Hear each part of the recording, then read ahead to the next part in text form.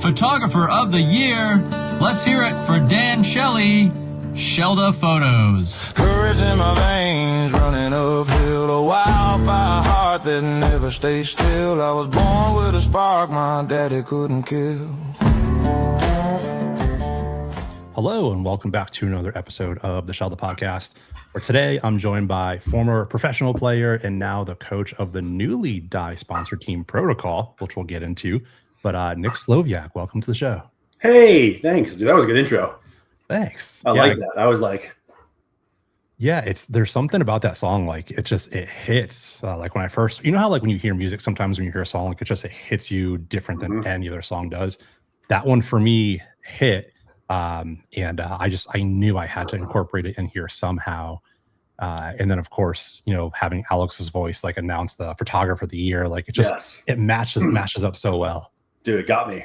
Yeah, it gets like kind of sets the tone for the excitement, you know? 100%. Man. What are we talking about? What's he going to talk about today? I'm excited. Man, we've got some hot things that we're going to talk about. I obviously want to start off with like the hot news that I think some people know. I think it's starting to kind of come out more. But let's first talk about it. I think recently I saw that you are, of course, working for Dye, which we'll get into, but Dye just picked up and signed Protocol. You know, the team that obviously last year was all over the paintball scene, and whether positive or negative feedback. But talk to me about the decision that went into Dye signing them and working with them.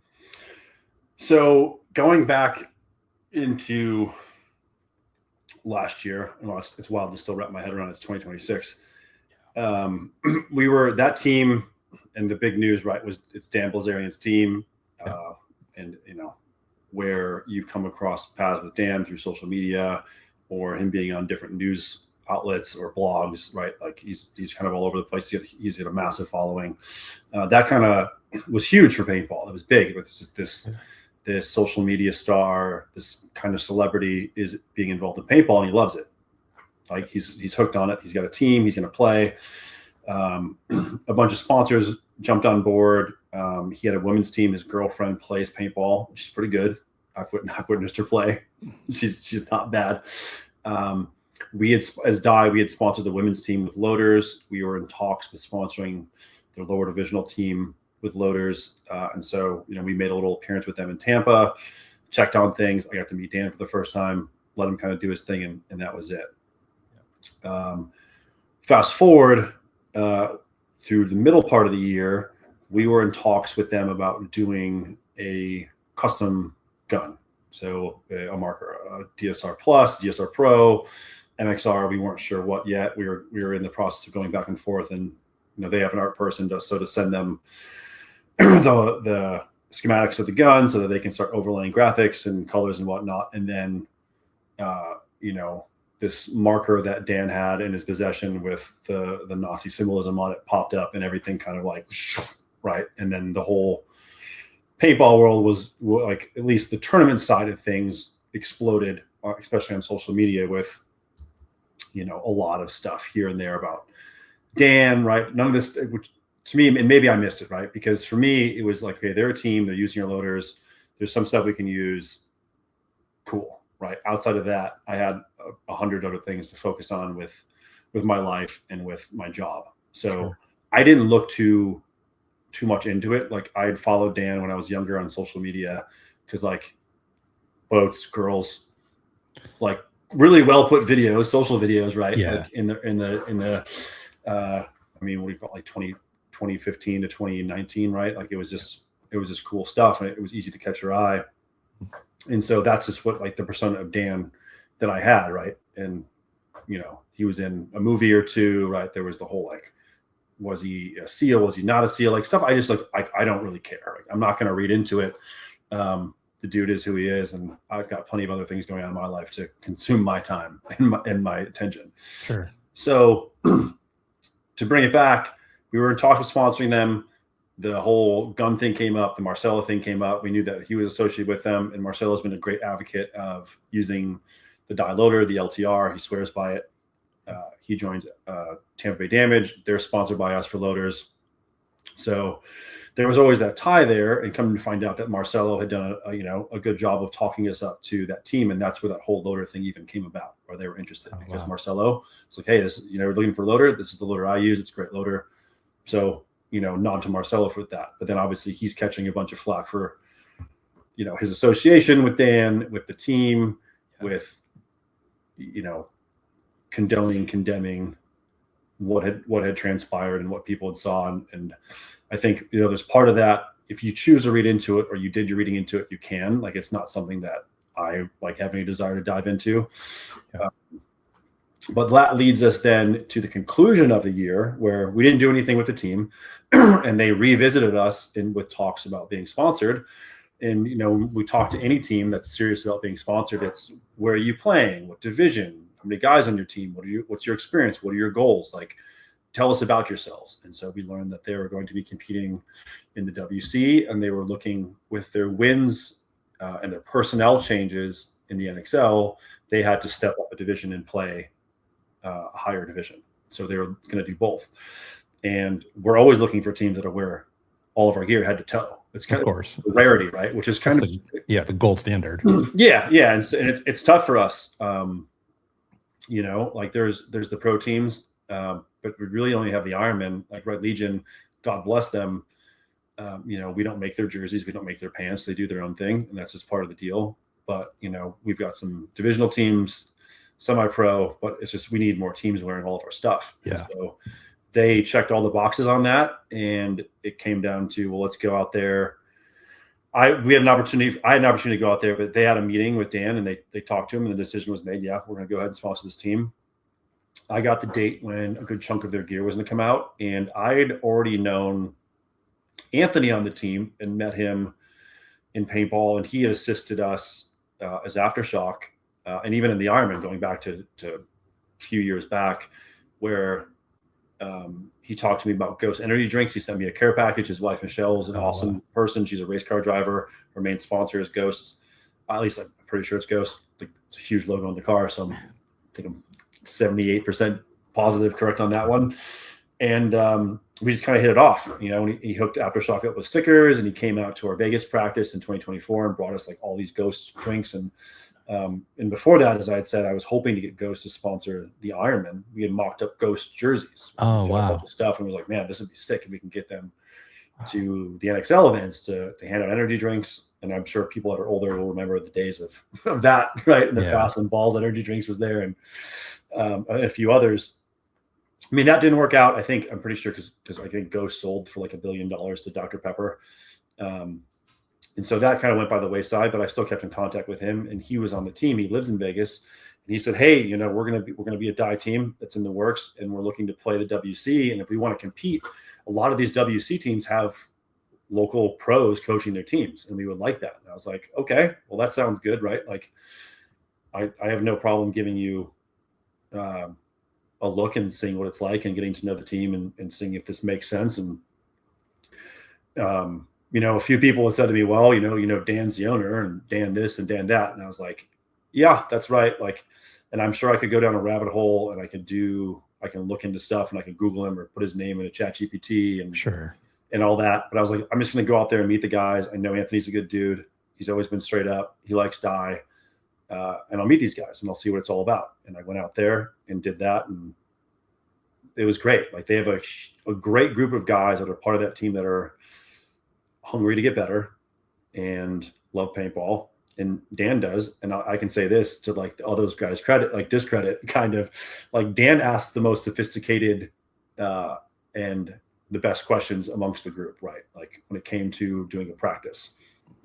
And that really surprised me to see just how eager he was to get better and to do things. And when I asked him to do things like, hey man, you got to get out of the back center, you can't play there.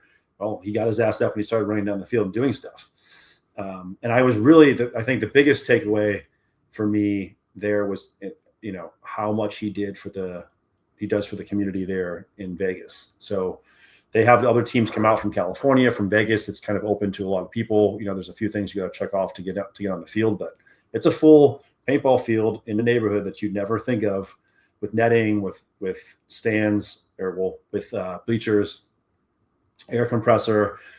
You you figure out the paint situation, you get it there, they can work on a deal to have you shoot what they have. And it was incredible. Wow. And so that to me was like, this is okay. This isn't half bad. Like in talking to Dan, he's not half bad.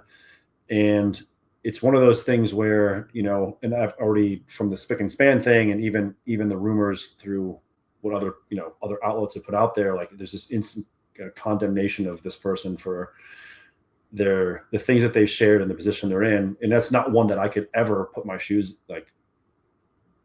shoes on because of what he's been through and what he believes in. And I'm not one to just condemn someone right away for those things, right? Like everyone's entitled to their beliefs and how they feel about it. And I've caught flack from that ever since even the lawsuit that that Dave has faced, right? Where I'm just looped in because I work for the company as being as guilty as him. And so it's like, brush all that aside, right? Like these are good people. He's doing good things and I'm a good person. I'm awesome. I love the sport. So as many of you people out there who've told me like, you're the sum of who you surround yourself with. Well, they want to be surrounded by me. So that can only be a good thing. Okay. Flip the script on them. Oh yeah. And they choose die. Right. And it's, you could spin that however you want, but I believe in our products. I've won with all of our products. The Russians, the Red Legion have won with their products. Other teams have won with their products. And that'll continue to happen. Right. We're going to have success with it and all the things that we come out with. So, like I have tried to hear as many people out as possible when it comes to that. And I will always have a dialogue with you guys, anyone at home through social media, through at the events. And I'm sure some people, like they've pointed out, are disappointed in my decision, but it's not one that I made lightly. And it's just motivated by, this is a die team. I've supported plenty of teams in the past that aren't die affiliated at all, because that's just what I do. That's what I believe in. Yeah. And I don't go out there asking for money. I just do it because I love the game. I love teaching. I've been doing it with BKI since the beginning. Yeah. So yeah, that's just like, it just fits perfectly. They're a team. They need a coach. They're all die. That works out well for us for promotions. All their guys do a great job of tagging the brand and sharing videos with me so we can promote it as well. Yeah. So it kind of fits the mold, right? And the one crux of the whole thing is just Dan and his personality, and he is who he is, right? And we can all choose to focus on that and pick it apart and argue about it online, or just say the dude's out here playing paintball, he's approachable. And I've talked for a lot, so I don't know if you want to interject and say something. I kind of been rambling on. No, I appreciate it. Like I appreciate the depth that you're going into. Like that's where I think people really enjoy this podcast in particular, is the amount of depth that my guests are going into. So thank you for that. Hey, super quick, before we go any deeper into this podcast, I've got to give a quick shout out to 2 show sponsors. First and foremost, as you see it, and as you've seen in a lot of my podcasts recently, I have been living in the Pro DNA playing hoodie. This is literally the most comfortable thing I own in my closet. And I have hoodies from Nike, from Lululemon, you name it. This is the one that I continue to go to. And the nice thing about this is every time I'm going to the field here locally in Austin, more recently at Texas Paintball, I'm seeing more and more of these popping up. Players are loving the Pro DNA playing hoodie for both on the field and just off the field streetwear. And then now for my second sponsor, we're now in the final countdown before the first NXL event of the season and the first USXBL event of the season. So there's no better time to head over to bfpgear.com and start loading up on some pods. That's one thing that everyone always shows up to the field, and there's at least one player on every team that says, hey, do you have extra pods? Hey, I'm missing my pods. So that's one thing you can always have in your gear bag that that your team's going to need. So head over to bfpgear.com, grab some pods, and load up your gear bag. All right. Thank you so much. And let's head back to the episode. It's a good one. Obviously everything that happened last year with, Dan and Marcelo and protocol and everything, and now you being associated with them, I think this is the first time for me that I've stepped back and I've thought about, for some reason, the NFL came into my mind as you were talking about this, where you've got these superstar athletes who are doing whatever they're doing off the field, and then they get associated with now this person is a fill in the blank. Mm-hmm. And that team has to look at that player, evaluate all of it and then make a business decision. Will this player make my team and organization better? Right. And it sounds like that's kind of what you and Di are doing, taking all the off the field drama off. Will this person and or organization make the brand better? Is there a long-term mission with that? Which is, I get it. It's a hard thing to do. Like, you've got to weigh the pros and cons of all of it. And it's a hard spot to be in. Yeah, no, without a doubt. And that was done by people above me, right? They looked into it and it was like, look, at the end of the day, they're a paintball team, and the team is choosing and looking for this opportunity to use all their stuff, and they check all those boxes off, right? Yeah. And in so far in the manner in which they have conducted themselves, right, it's been exemplary. And it's hard to get that, right? A lot of people will talk about sponsorship and it's just a discount, or what does it get? It's in the ask not what your sponsor can do for you, but what you can do for your sponsor. And that goes all the way back to the grassroots of just talking to your local field, right? And promoting your field and being a good example and helping out with Kids Day. A lot of the times, and I've dealt with it at GI, doing with sponsorship, to Di, it's just, what can I get for free? What can I get? Like, it's, it flips the script on things where I, at one point, was a customer and a consumer, and I've graduated into the industry and worked for 2 major companies. And it's, it's a lot of the same yip yap from some of these people and these teams. And it's like, that's not, like, that doesn't fit our criteria. And they did fit our criteria. And the polarizing thing is Dan. And it's like, well, that was assessed and looked at, and he's not as big as he is. He's not the team, right? And you can look at any team. Like, there's no one person that is the team. It's easy to identify someone on the team, and you can look at any pro team in paintball or any other major sporting team and identify one superstar or a couple of them on the team. But that's, at the end of the day, that doesn't make the team. You're not bigger than the team. So they check that box. They play the WC. They're playing the NXL.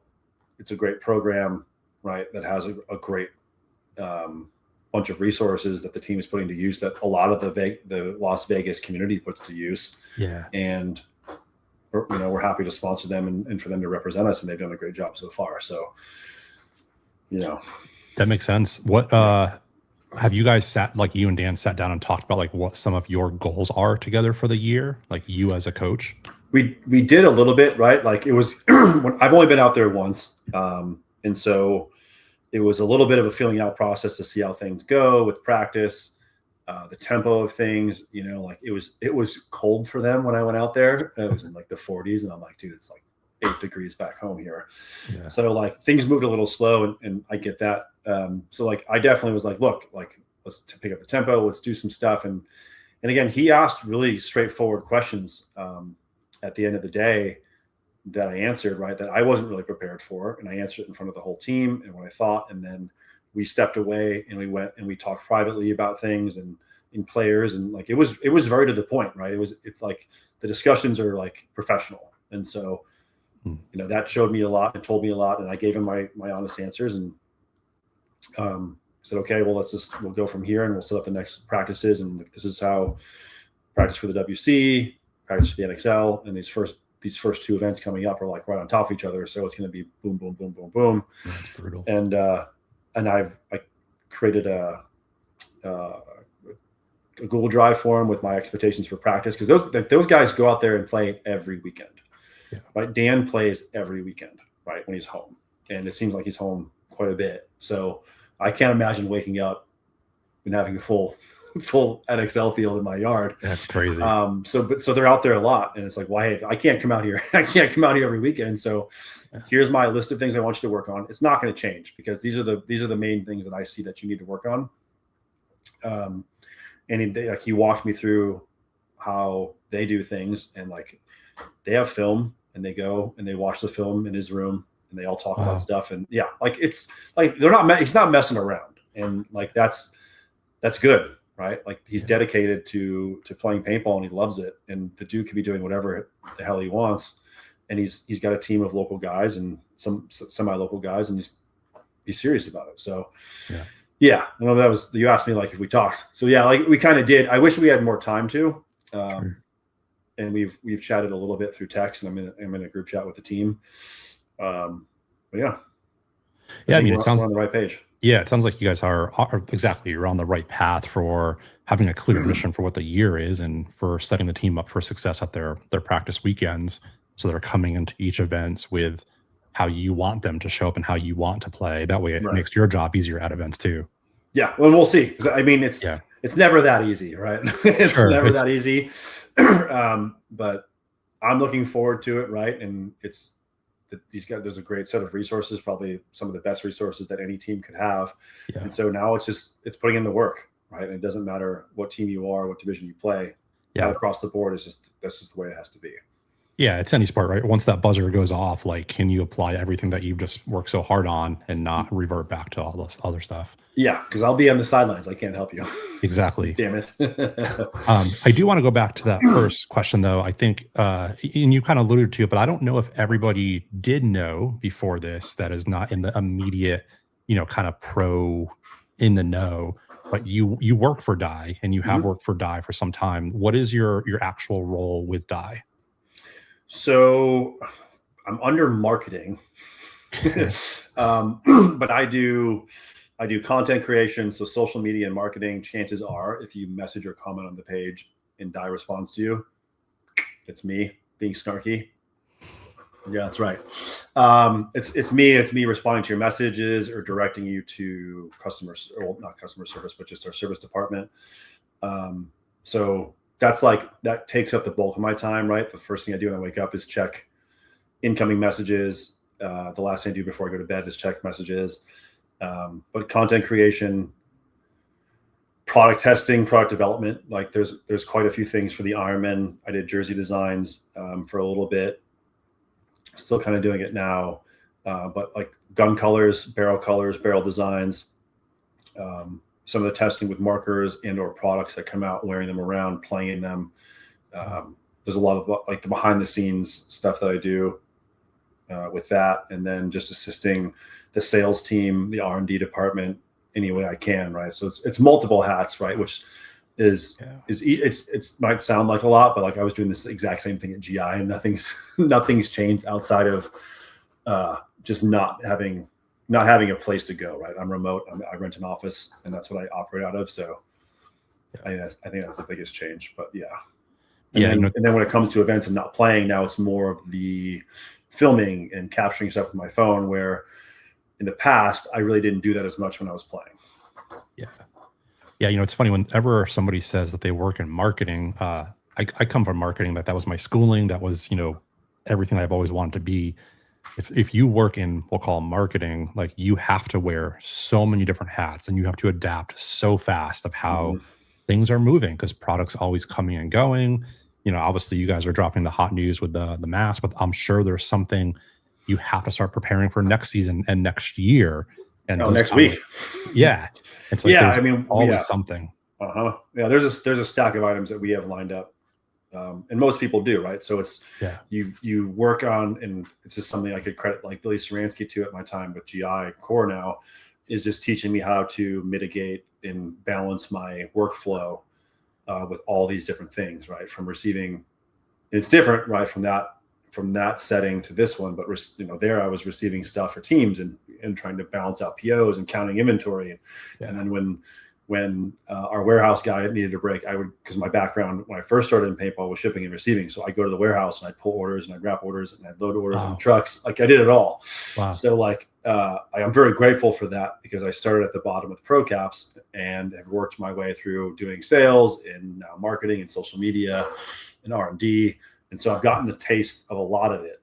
And I'm very grateful for those people in my past and in my present now who've taught me a lot, from, Jeremy Salm, Pat O'Toole, Richmond Italia, Rab, Billy, John Rathbun, Sally, to everyone at Dye, Chris, Billy Wing. Like, yeah, I've had a lot of really good mentors and people that have helped me along the way, and I've learned something from all of them. So yeah, that's marketing. That's what I do. Not just marketing, though, like what you just explained, being able to put yourself in every one of those shoes at, GI and Pro Caps and Dye, you're able to now, when you have to hand something off to shipping or hand something off to sales, being in that like you can kind of set that department up for success now with what they need to do their job more efficiently. And so it's actually a skill to be able to bounce around and know what every department has to go through. Yeah. And more often than not, for me, I'll just say I'll do it.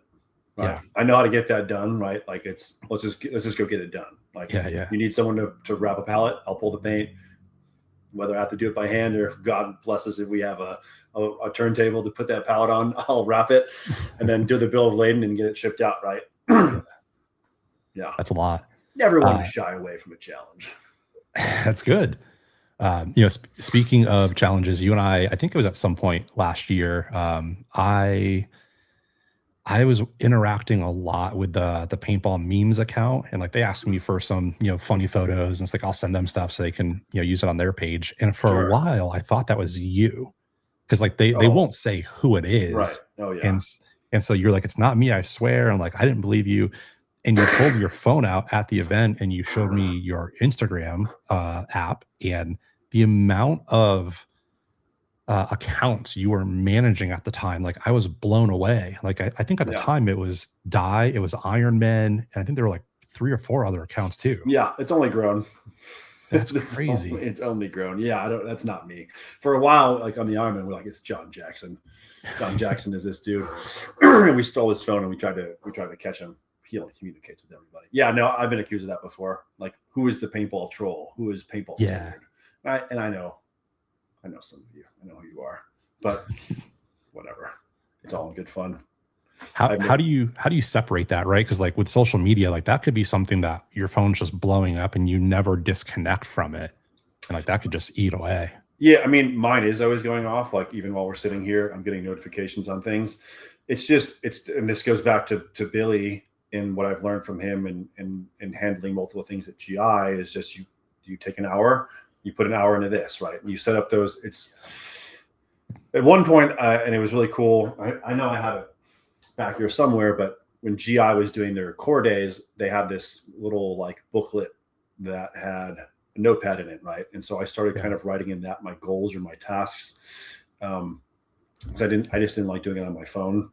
I liked being able to sit down and write stuff out because I found I think more and I focus a little bit more and I'm actually putting pen to paper. Totally. And now that's kind of gotten to that, like where I've built up this routine where I don't need to write anything down anymore outside of big stuff. And I always have a pen here at my desk to write stuff, to take notes, to where I just dedicate X amount of time to certain tasks. And then there are obviously bigger tasks that are on the calendar, on the radar that will get a little bit more time. And it's looking at my week and what's coming up, and just because I've done it for so long, is just plugging certain things in and then having meetings with people and just dedicating time.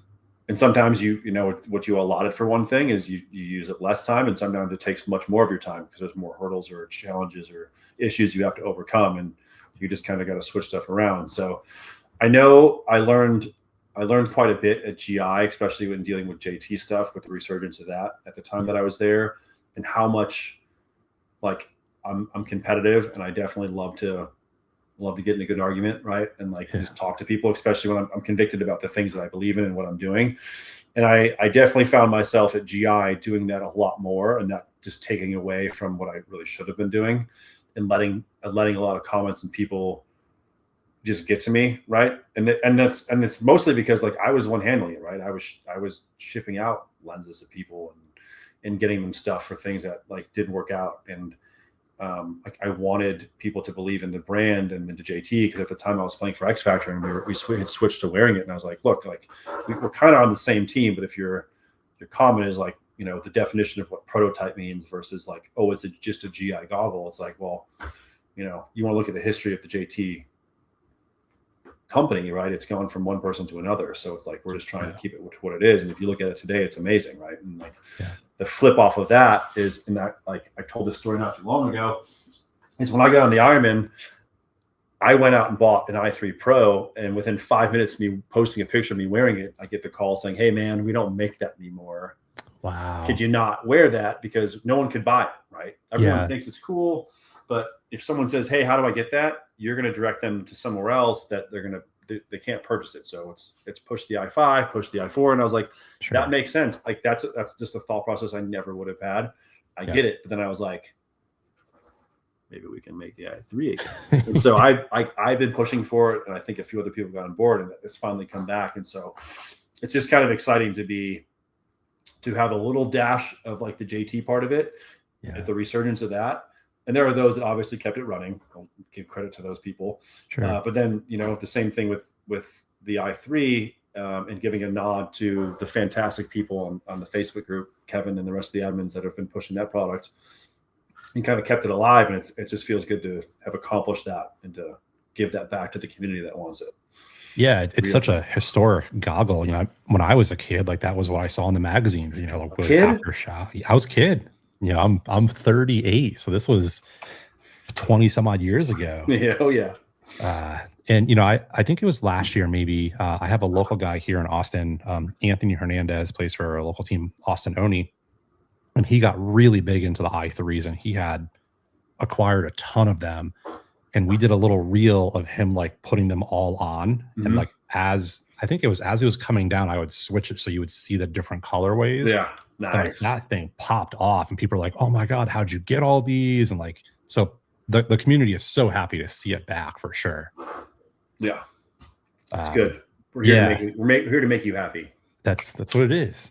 And the other thing, tying back to your job and your role, being in the pro scene and now being obviously in the media space, I think a lot of people, when they see content coming from Dye or Pro DNA or GI, there's just this assumption that there's this huge media or marketing team that is filming a lot of it. And granted, some teams do, right? Like GI has the money to pay for different media folks. But I was blown away. I'm going to pull up a picture here, and I don't think you know about this picture. Maybe you do. Probably don't. You guys take so many. And this was at World Cup. And I'm like, man, this guy is literally out here on the pro field, and while it's loading, behind the cow. Yeah, okay, you got me. You got me. Yeah, well, you guys asked me to do this one. It's me. You got me. Look at that power stance, dude. Yeah. Power quads, power calves. Oh, yeah. Yeah, I think I'm the only one out there with a phone, right? Which, love it or hate it. Like, I'm only out there for one specific shot, right? A few times I've been on the sidelines, and very few times has the shots, the video I've captured actually been used. But going back in time and thinking about the magazine pictures, right? Because the only other videos we had was VHS. Yeah. Right. These paintball videos that came out from Trauma Head, from Pat, from Dirter. We obviously got, into DVDs, but I fell in love with those photos with the fisheye lens, the wide shots of the breakout. Right. There's a really cool one that is always in my head, and I'm sure a lot of people would agree, of Ryan Moorhead on Philly All-Americans breaking out, right, from the box. And so, it's wild what these Androids with the better cameras than the Apple phones have and what they can capture. So I try to put myself this last year on the box just to get those breakouts. And Darren and the webcast crew, they made it very clear that, hey, these are the rules for this. Once you're behind the start station, you can't get up and you can't leave. Like, you can stand up to get a better vantage point, but once you're there for the full point. And you can capture whatever you want to capture. And so if you've looked at some of those clips, which I'm all about just capturing the raw clips of the breakout, like you go to Dye and some of the collabs we've had, thankfully, with the NXO, and I shout out to them for Alex and now Amanda and the crew for accepting them. That's just me sitting behind the start box with my phone, right? Yeah. And I love that perspective, right? I've always loved when the webcast has had that behind the box view, because that has always taught me so much as a player. And that's the main reason why I went up and started doing the webcast with Maddie, because I was like, if you're forced to talk about your opponents that you're eventually going to play at one point playing, and you get to see them from the best vantage point and talk about it, you're going to learn more about it. So when you play them, you're going to know everything. Yeah. So that's just what I try to apply to when I go there and do the media, outside of going in the pits with divisional teams and taking video. But otherwise, when I go in divisional fields, I do the same thing. And I'll do, everything that my phone will allow me to do at the booth. Otherwise, we pass it to Nate, and he goes and just works his magic and does it. Yeah, I'll get myself on it as a nomination after this year to content creator. Yeah, let's do it. Let's start the campaign now. I'm coming for it. Content creator of the year right here. But now it's cool to see, like, it's just a raw view that, all of us in media are on the sidelines capturing very similar content, right? Mm-hmm. But to be behind the start box and to see a view that not a lot of people ever really see, that's what kind of helps make you guys stand out a little bit from it. And so it's really cool to hear the story behind how that content is getting created, who's creating it, and to see that the person that is running all of it is the person behind it. Yeah. I mean, so just to be fair, like, it's not just me. We do have a few other people that will remain behind the curtain that definitely help me out in creating content and making posts and managing our social side. Yeah. And I know I can definitely say this. Another part of it too is, like, I want the guys on the Ironman to do well, and I want them to, to be able to provide them content that can be shared that they have, right? Like, I loved it when you posted that photo of me just there, right? Like, it makes me feel good, right? Like, I'd much rather have a paintball gun in my hand and be shooting people, but it's always just such a magnificent feeling when you get a video clip or a photo from someone that's out there just doing media, and it's you, and you look good, feel good, like, and you could use that for promotion. So, like, I'm out there not just to get it for the business, but for any of the guys on Red Legion, for any die players that you are using your product, and for the Ironman to provide them with something that they can share, right? Because, like, you just can't ignore it. In today's day and age, people make a living based on just making posts and being monetized by TikTok and Meta and YouTube. So whatever I can provide them so that they can share and grow their following and their passion for being professional players and divisional players in paintball, I will,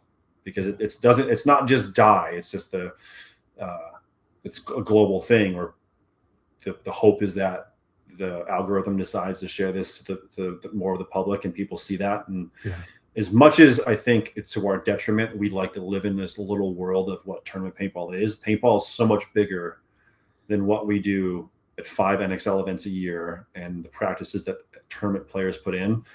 The big games, the recreational play, right? Just the lifeblood of the game itself is so much bigger. And so there's still so many people that don't even have the comprehension to what the top of the pyramid is for tournament paintball. And we're always trying to grow that. So any little bit that we can get that gets shared on SportsCenter or ESPN, right, for our side of things is great. And so that's what I hope that some of my content will do to help provide for some of these players and these athletes. Yeah, and that's what helps give it a different angle or different view, right? So, like, if you're just putting up the same stuff over and over again, it becomes white noise. So someone like you that's trying something different, that's sometimes what's going to stand out and make somebody stop scrolling and what's this? Right. And then when you do that, you're going to get more content. You mentioned a few times about not having a gun in your hand or not playing pro anymore. And recently you transitioned to more of a, we'll call it off the field role. Talk to me about that process, because I remember being around you felt like you still had like more in the tank and like more that you could prove and more that you could be an asset to a team. So what was that like, not being a professional paintball player for essentially the first time in your life for the last 20 some odd years? It was definitely tough, right? I've been in plenty of situations in paintball where it'd be easy just to be bitter, and upset, and to be angry at other people, right, in other situations. But it's just like, I made the choice to quit Aftershock because of the way things were going and the change in sponsorship and just the rules that came with that with the team. And, like there was really no opportunity with the Ironman, and same thing with Red Legion. It wasn't something that at that time I was looking to try and just push. So it was like, well, there's this media role that needs to be filtered, like to be done with die, right, at the events. And so if I can be the best me I can in that and do it, then I'm going to do it. But at the same time, right, just like, yeah, I want to play. Like I've gone out there and I've played against the best and I've shot the best, and I've won, and I know that I can still do that, right?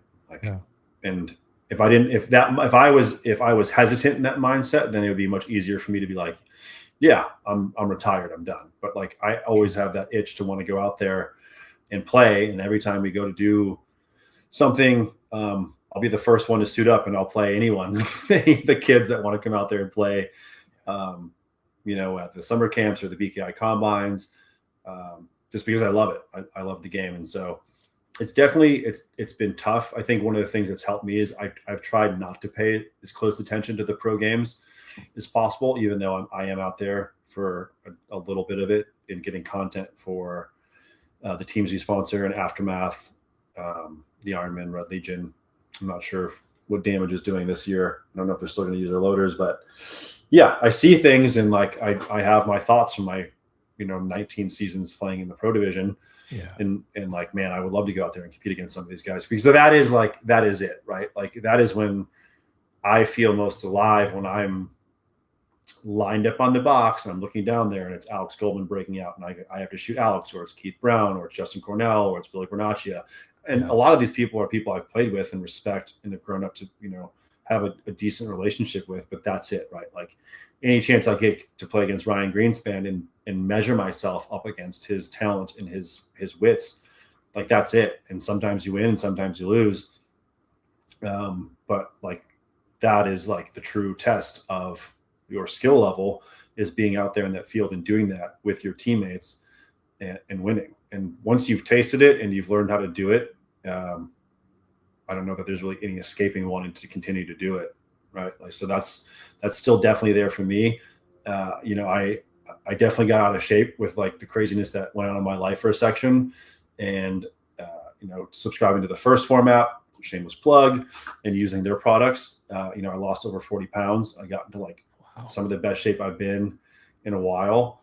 But so that's a frustrating thing to have done that and then not be able to apply myself to play at the highest level. But I got to go out to Europe last year and play with Ballerin, and like still got it. I've been out to Blast Camp a few times, where some of the infamous guys, the Blast Camp guys / Heat guys, but are now back to Blast Camp guys again, have been out there and played and shot them. Right. I've gone up the middle and shot other pro players, and like, still got this. Like it's just still there. It's just something that's still there. And I don't know that it'll, I'm sure at some point it won't be there to a point, right? Like whether my body can't do it, but I know I have the sharpness and the wits and the instincts that I've honed in all the seasons in playing. So I don't know. It's I don't want to say that I'm retired. I would love to be able to get back out there and play.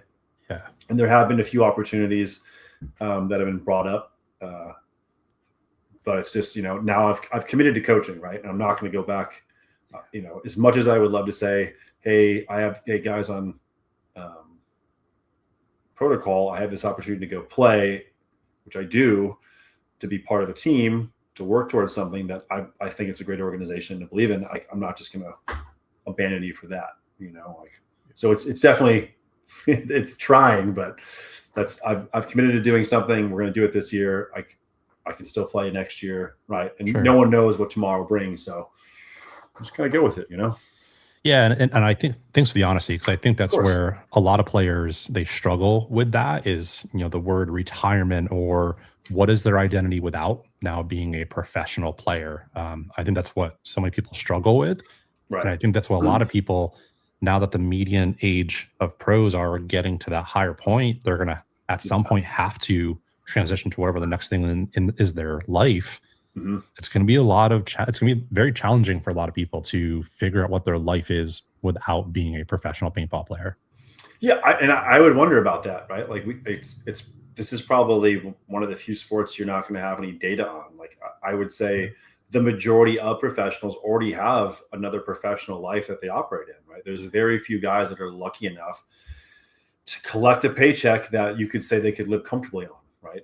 And that's how much that's up to for a lot of debate, I'm sure, because, everyone has different needs and like can choose how they want to spend their money. But there's quite a few people out there, the majority of which that are in the pro division, that have other jobs and do other things. And this is just a side thing that they love. And they've put those 10,000 hours in and they've earned that spot. And there's a lot of people coming up, right? This will be an interesting year with some of these teams and these players in the scramble that is the pro division at the bottom, to see how some of these people do and how long they can sustain it. But like, I don't know. It'd be an interesting poll for the pro players to see what they would check off with that, right? Like how much time and effort and how much is this command of them?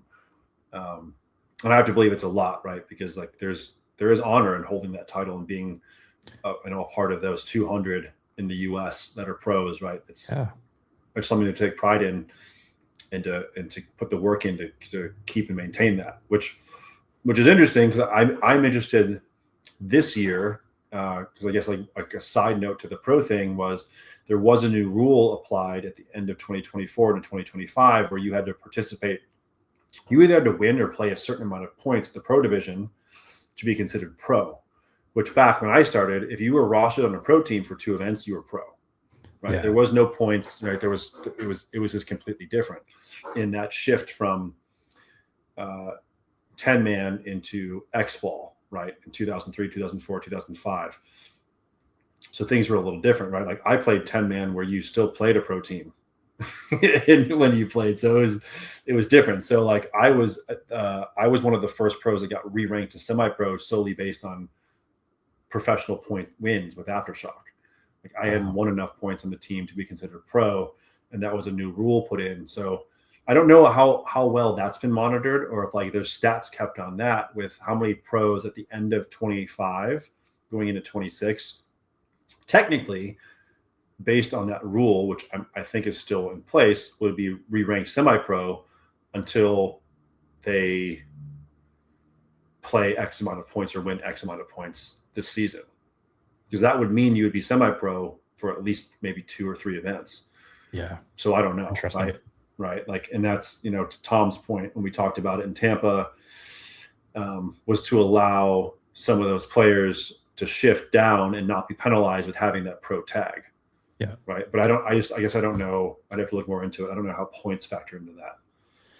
Yeah, that's a good question. I don't know either. But that always reminded me, before I got back into paintball, 4 or 5 years ago, I used to live in North Carolina, and I was really big into disc golf. In disc golf there, yeah, well, like it was the mecca, like where Texas or California is the mecca of paintball. Charlotte, North Carolina was that, and is that for disc golf, and they've got a pro tour just like we do. And in order to be a professional, there's 2 things that have to happen. You have to accept cash, and so when you win an event, if you accept cash, you're automatically not an amateur anymore.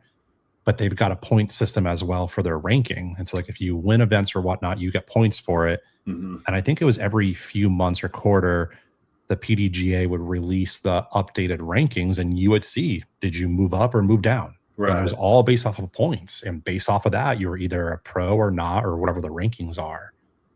So it'd be an interesting system to see that for us too, based off of what you're saying. And if we use that model on a bigger scale. Yeah. Yeah, no, I mean, it'll be interesting. I guess I don't know. I don't know if you can log into PBLI and see on the teams now with their rosters if anything's shifted. I'll have to look at that when we finish talking. Let's transition more and go more off the field. When I a few years ago, I think when the news came out that your wife passed away, I just remember, one, like my heart broke for you and your family, but I remember thinking like, wow, what an experience for you, because the paintball community just rallied behind you. I think like Ryan and the Spick and Span Show did something for you, and there's a lot of donations and whatnot. But I just remember thinking,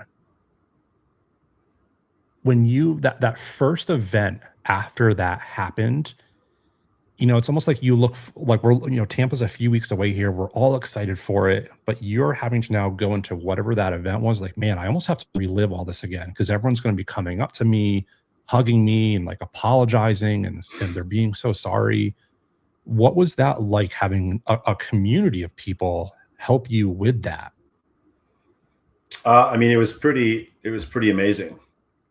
It's one of those things that kind of kept me in the light, so to speak, and kept me being positive, because and I've told people this, like I put a lot of value in some of the relationships I've grown to have with people in paintball, because there's it's depending on the amount of events throughout the years, right, that if at one point was 12 to more with Europe, like I don't get to see some of my friends and or competition 5 times a year. And because I've gotten to the point I've gotten to in the industry, And at the professional level, right, like I have a lot of appreciation for those relationships and respect for those individuals, and I genuinely enjoy seeing them, right? Like it brings a smile to my face. And it goes back to kind of like the Matty Marshall speech where like you get to live the loudest on Sunday, hands in, one amongst 10. Where like that hand in for me isn't necessarily just the team I'm on, even though at the time when I was on the team, like you don't mess with my team, I don't care who you are, we're teams, right? Yeah. We're a team, but that applies to a lot of other people in the industry and on other teams now. That like just seeing them, knowing that they're doing well, seeing them perform and win, right? Like it makes me feel good because I've come up with these people and I've emulated them. I've wanted to beat them. I have beaten them. They've beaten me. We've traded those blows on the field. But at the end of the day, I want tournament paintball to grow and to prosper, and I want the success for all of them, right? Like, sure, maybe there's a few others maybe I kind of don't want. But it is, we got the point. That's not the point. But that was just one of the, like, an escape for me to get away from it, right? Where when I go to these events, as my life has evolved from being single to being married to having kids, right? Like it's still an escape for me where I get to do the one thing that I've fallen in love with and is my job, but I love doing it. So it doesn't feel that way. And to see all those other people, especially those that, and there's plenty of those people that contributed that I'll never get to talk to, that I thank you from the bottom of my heart. But to see Ryan and Kyle, right, for what they did for their show, Buddy Bauer and Free Flow and the donations they made, GI, like everyone in some way, shape, or form contributed to something. And like not all of them did it publicly. Like a lot of it was private. And I know some of them know I know, maybe they don't know that I know, but I do know. Yeah. I looked into it. I spent a lot of time looking into that. And I can't, there's no way I'll be able to put into words like how thankful I am for their contributions, that I've been able to take that and put that towards my kids and their future. Yeah. And to like make my life easier. Right. Yeah. So like thank you guys, all of you that have done that. I'll never be able to say thank you, but I truly appreciate it. But that is the one like beautiful thing that I take away from being able to go to these things, that like the people that do come up and say those things and care, and like, them saying they're sorry. It's like, it's good. Like it's good, dude. Like you don't have to. Like I get it. Yeah. Like everyone's sorry. That's great. Like just you coming up and that, just saying an acknowledgement, right? Like, praying for you, here for you. Sorry, man. Like that's enough, right? And I get that. And I've gotten that at every event, right? Just a simple nod to someone and making eye contact or a fist bump or a high five, right? That means a lot. And there's a few people, right? Alex Frazier was probably one of the most solid dudes, and still is one of the most solid dudes, that was always there because he knew about my wife's condition ahead of time. Yeah. And being on the Ironman and playing against Dynasty quite a bit, and like he was always checking in on me and was a huge contributing factor to just me being able to express myself as a man in a very masculine sport in a way that like I wasn't really able to be vulnerable with anyone else back home, right, in a way. And so to have that support system and a few others, like definitely, I look forward to being able to go to these events, right, and kind of shoot the shit. And like to a lot of people's credit, they didn't treat me as like I was some wounded person, right? They just, hey, dude, you're good, right? What's going on? And you can just bullshit and talk about stuff like nothing happened. And if there was a time to dive into it, they listened and they offered their perspective and their words of wisdom and their support, both in just listening in silence and, and punching them in the arm and buying me a shot or whatever it was. Right. So it's been an amazing experience. Like it definitely sucks, but life goes on, and it's, it is what it is. And you just got to learn from it and grow with it and do the best you possibly can. And at the end, like, I'll still never thank you guys, like for everyone out there that did stuff, appreciate you. Thanks for opening up about that. 'Cause it's, I'm an open book, baby. You are. And when you told me you're open book, I was like, okay, I'm going to throw some. I didn't abstain from any of your questions. You didn't. And I appreciate that. Some people do. I actually had a guest I was working with who will rename nameless. And I said, hey, I want to talk about, ABC. And he's like, nope. I don't talk about my personal life at all. I was like, well, thank you. I will see you in Tampa.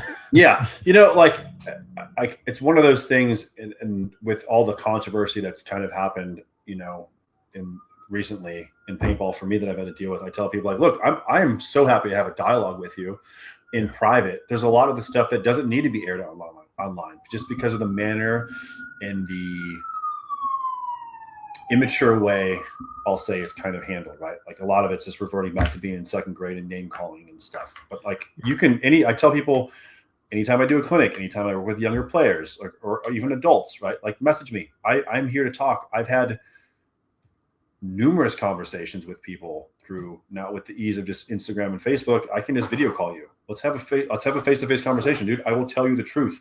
Yeah. I will tell you what's going on in my mind. And I always tell people at clinics, in any opportunity they have, ask questions. Like, you want to know about something, ask.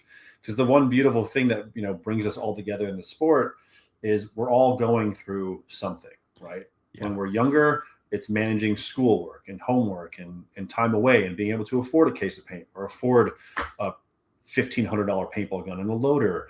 And some people, their parents contribute, some people they don't. So you got to work extra jobs and you don't have as much time to put into practice. And then you've got a girlfriend and you've got other life things that come up and having a car payment, right? Not everyone is, we all have equal opportunities, but we don't all have equal chances to do stuff. And so let's talk about it. Because at the end of the day, we step on that field, man, it's you versus me, and whoever wants it the most is going to get it. But after that, when you throw out your gear in your car and you leave, you got to go back to the real world, and that sucks, right? That escape is over.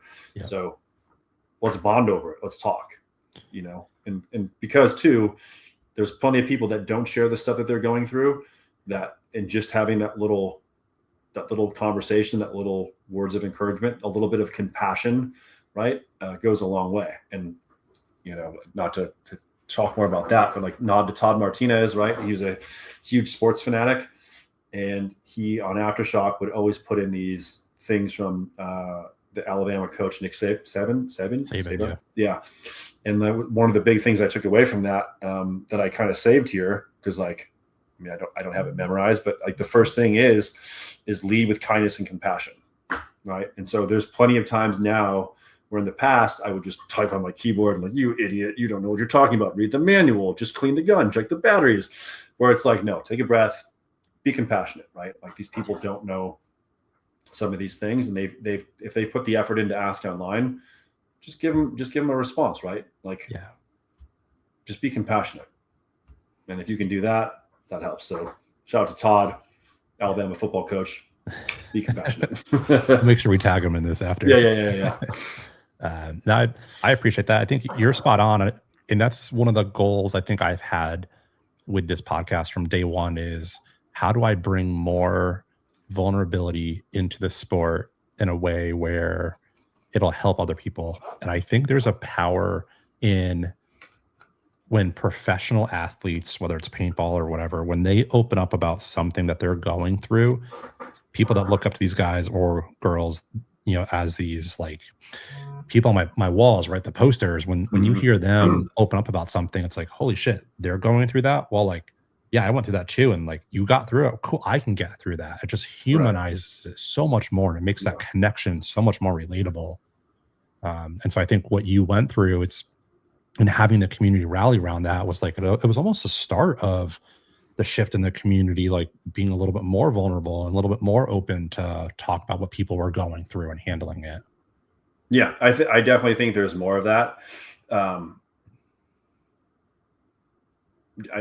definitely think there's more of that. At the same time, though, there's definitely more like cynicism too. Yeah. Right? Like people, that's the one thing I would say. It's like the amount of hate that's thrown around, right? And look, everyone has a right to their own opinion and to look at things, but like words have power, and just typing those out and being quick to judge and say stuff, like, I would want people to think a little bit more about it. And if you have nothing nice to say, maybe don't say anything at all, and there's plenty of times where I've looked to hold back, and it's not like me, telling those that I've had conflict with, because ease up a little bit. Like, I don't care, right? I deal with it all the time, every day. And it goes back to the compassion thing, but like, it's just at the end of the day, we're playing glorified cops and robbers and cowboys and Indians out there, and it's a game, and we're all blessed for the minimal amount of time we're going to have on this earth doing this thing that we love, and that's what brings us together. So, you know, just enjoy it, right? Like, you can choose to focus on so many other things and bring politics into it if you want, but like, that's, I think, again, one of the things that has made me really enjoy the game and the people that I've grown closer to in this is just that aspect of it. Yeah. It's relatable to a lot of people. I think that's one of the reasons why people play it. And I think one of the other things, and I kind of see it, you know, throughout this show too, like your kind of goofiness comes out, right? And I've noticed that about you. You've always had this like infectious, like childlike excitement in a good way, where you're always like laughing or like seemingly having a good time, and your glass is usually half full versus half empty. So 2 questions. One, where does that come from? And then, is there a paintball version of a Nick that we see, and then like a different version at home where you kind of turn that off? So, I mean, that comes from, and like, so this kind of ties into the second part of the question, is I've always been like that. I feel like I've always been able to, it's not like so much trying to be the life of the party, but like pick up on when people are down, right? Like, I love paintball. Like I can walk into, and because there's not very many of them around anymore, but like a paintball warehouse, I can remember walking into ProCaps. It's a 10,000 square foot warehouse. There's 200 kids with paint, and there's all this product. I'm like, like kid at a candy shop, right? Yeah. That's how I feel every time I walk into these spots, be it a field or a store, anywhere. Because I just love it. It's exciting to me, right? There's so many possibilities with this, especially in today's day and age with social media and content creation and getting the message out about the game. That just genuinely excites me. Like, it is my passion, right? For better or for worse. And so, and then again, it just goes hand in hand with seeing some of these people, right? And just having fun with them, because like, not only are we competitors on the field, and that's where I can draw a line. Like, I can definitely turn it up. And I can remember I've blacked out and gotten the gross major for overshooting before.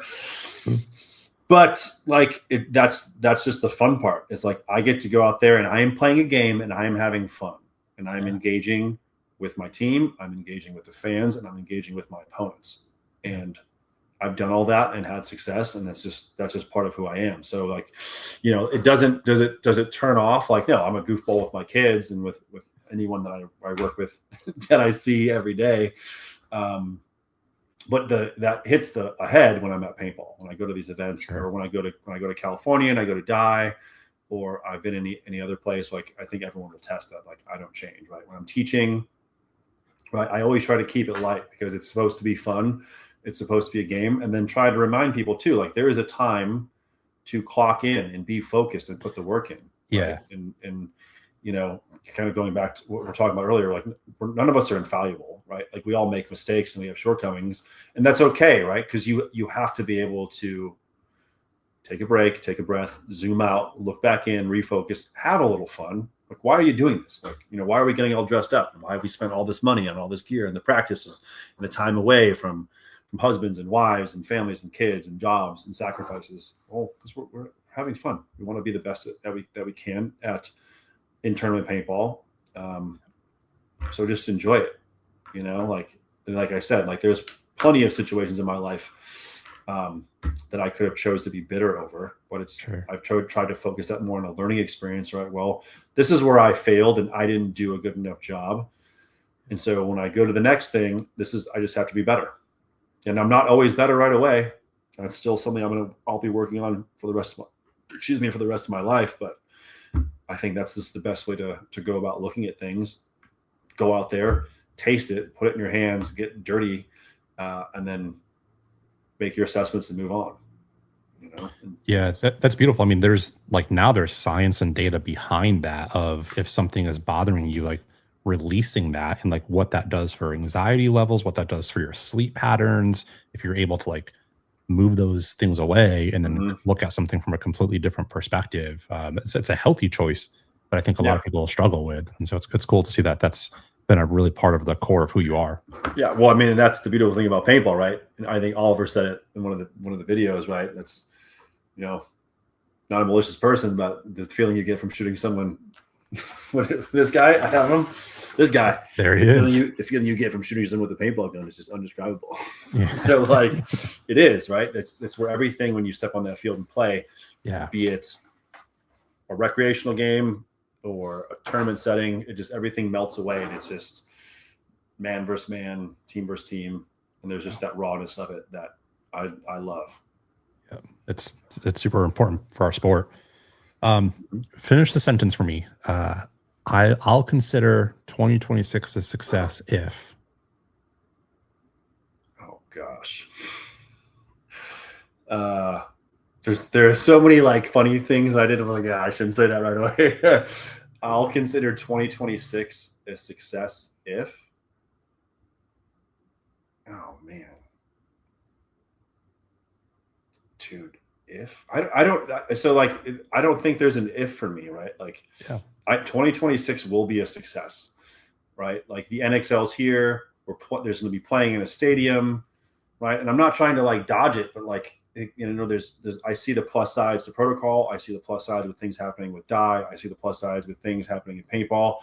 At the tournament scene, I see the plus sides to stuff with my kids, right? Like in growing up. And some of the stuff going on at home.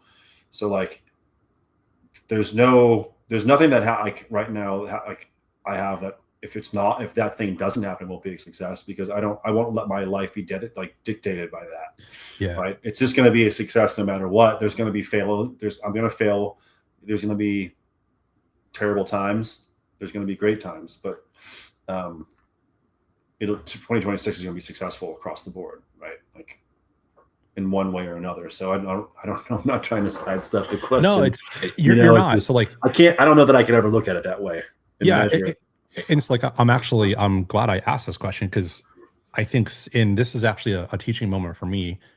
I think so many people, myself included, would look to like a certain event or a certain accolade that would be, hey, this is successful or not. And so to actually take that pressure off and, hey, no matter what happens, I'm going to find my own success and find my own value in it. That's actually like a really great life lesson. I think I just took away from that. I think like this, if I was playing, right, the stereotypical answer would be like, if we win, right? If we win World Cup, right? Which is like, I don't have the luxury of measuring that. And I wouldn't even say that with the protocol and the coaching team. Like, it'll be, with the team wins a WC, or if the team wins an NXL, it's like, dude, as long as you're progressing forward and moving up, right?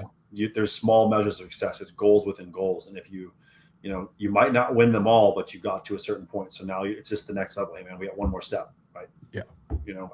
For years, I took every place but first on Aftershock. And then we finally got that win in 2011. And it was like, yes, but that doesn't mean everything else was a failure. It was just steps of success to get to that point. Yeah. So, yeah. Beautiful answer. No, thank you. I'm here all week. Good job. 7:30 show is still here for the 9:30 show. I've got one more question for you, and this is probably one of the hardest ones. If you've seen any of my episodes, I always end my shows with a pretty cool tradition where I have the guests leave a question for next week's guest without knowing who's going to be on. So it's a really cool way to like tie in, people in paintball. Mm-hmm. And so this is like one of the only questions that people don't know is coming. But the cool part about it is like, you'll then get to leave a question for whoever the next week's guest is. Right. So this is it the question you're going to ask me is their question? Yes. Oh, Here we go. So I'm like, I gotta take a pause. I'm starting to think of questions for next week, but I gotta focus on what this. You got to focus on this one, because this is like, I'm ready. Some of the questions have been like really easy, light, but like, so I had Ryan Brand on last week, and so I need to watch that. It's so good. That has been one of the most powerful episodes I've done so far. Because like he opened up about relationships and like struggles in his marriage, and like how paintball was really destroying his marriage, and how he and his wife like worked through that. It's a really powerful one. I caught part of that in some of the clips that were put out, and that made me think, to a point, right? So not to go off on another subject, but how blessed I was that Michelle got to experience a lot of things with me in paintball, and I got to take her to Paris, to Millennium events, and travel around, and how much paintball provided for me early on in my relationship at being at the pro level with sponsors from GI to DLX, Houston Heat, Aftershock, X Factor, to where, if we were struggling to get something, I can remember this specifically on Heat because we got married in 2013 when I was on the team. She's like, how are we going to afford this? I was like, well, that's half a Lux and that's a loader and that's a profiler and a grill. And she was like, what? And I was like, I'll just sell my paintball stuff and that'll afford us this washer and that'll afford us a new TV. And what clothes do you want? And I because of paintball, I was able to provide things for her and take her to places and do things. Cool. So I'm really it made me reflect on that and, from the stuff the struggles that Ryan went through and that coming to light.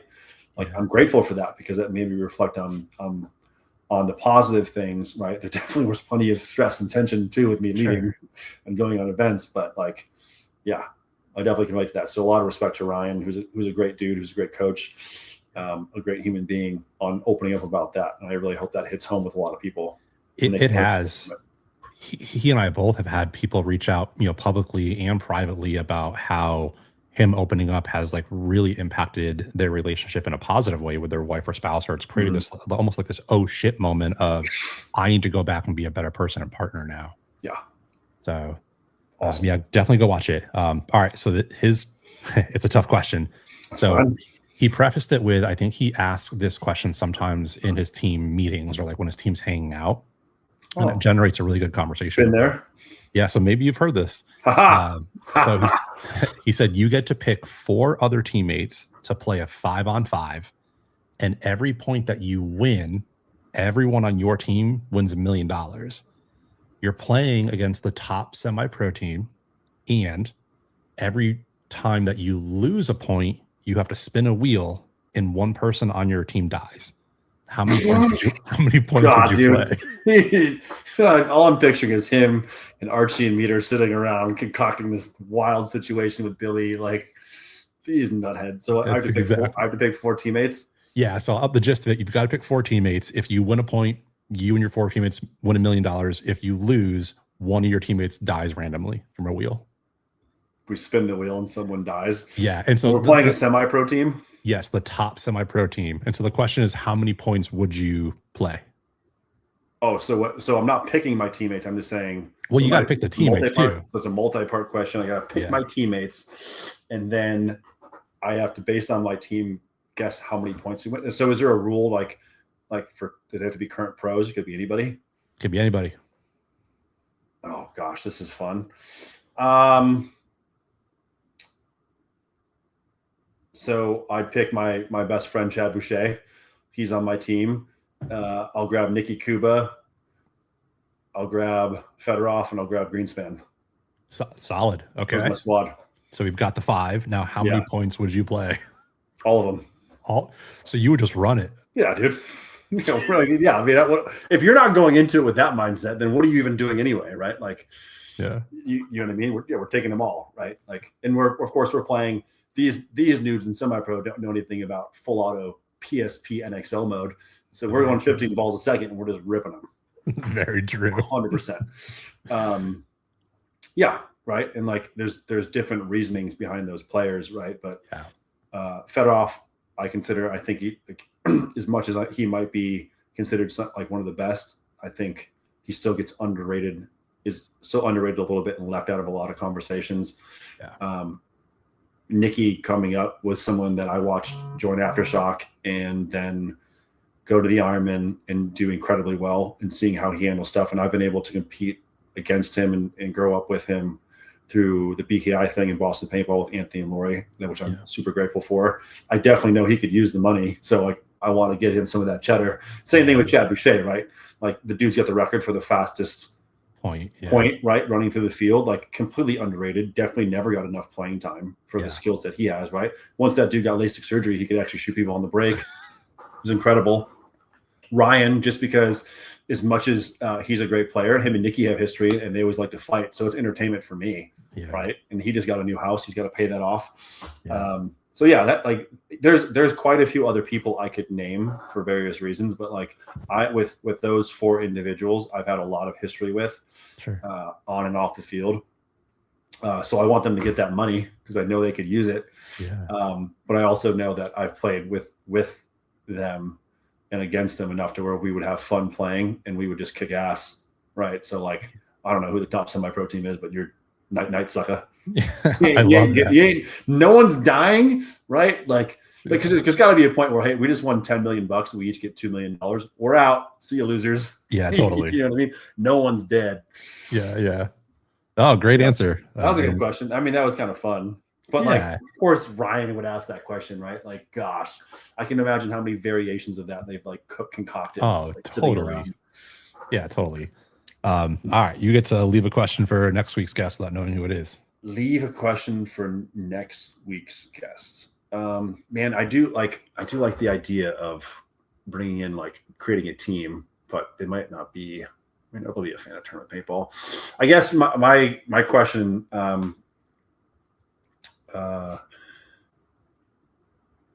Name like the three most influential. Or you need to write this down. I'll go back and like. So the three most influential people for you in paintball, and like why were they influential? How did give me something as to like what did you learn from them? How did they influence who you are today? And you need to make, and you could choose to use them or not, but you need to make a 5-man team of just any current or past pro, right? Okay. And pick 5. I guess let's say 10's a lot, but you get to create a team. And what style of paintball would you play? Would you play 10-man? Would you play 7-man? Would you play X-ball? Right? Like what would be your format of choice? Okay. To play. And watch it be like Wolf. He's like, I'd play rec, I'd play some certain area ball. Or, that's what I picture. And these are the top 10 snipers I would take with me. Yeah, right.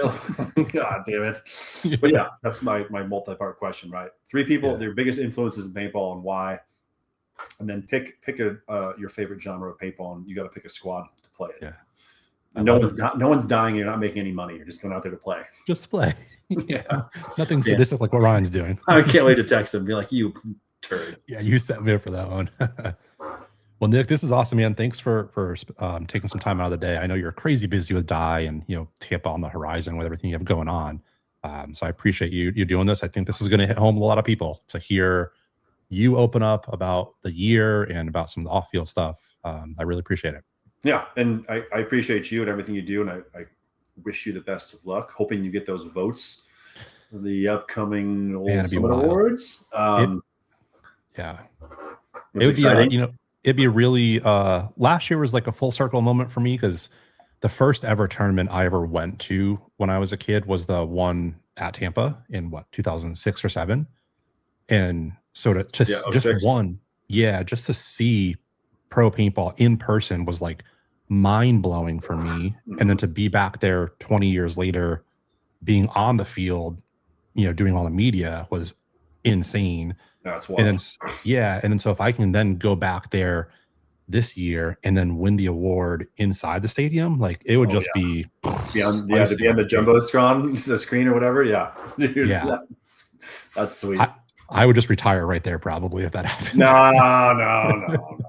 No. We got to finish out the year, dude. You can't just did it, mic drop. That's it. I mean, that'd be a good way to go out, right? Like that would be pretty good, but like I mean, I couldn't do it. Yeah, to be a 3-time photographer of the year and then just go out on that note would be pretty sweet. Amen to that. So, I'll drink to that. Yeah, I love it. There you go. Water it up. Yeah, I'm hydrated. Yeah. Well, Nick, thank you. Like it's people like you that put in the extra effort to get these stories told. Yeah. I think that means a lot, and it's by no easy feat is it to just do this, right? I take the time out of everything you've got going on in your life with the people that are involved in it that you have to support to provide this for the community. So thank you for doing this, and look forward to seeing you in Tampa. Yeah, that means a lot. It's always fun sharing the pro field with you and creating content together. Hey, that's how I felt, right? I remember like getting to walk into your circle at Tampa last year. I was like, I'm kind of one of you guys. One of the guys. Yeah, you're one of the people. Yeah. Well, good stuff, man. I'll see you here in a few weeks. And to everyone else, thank you for tuning in to another episode of the Shellda podcast. And we'll catch you next week. See ya. Bye-bye.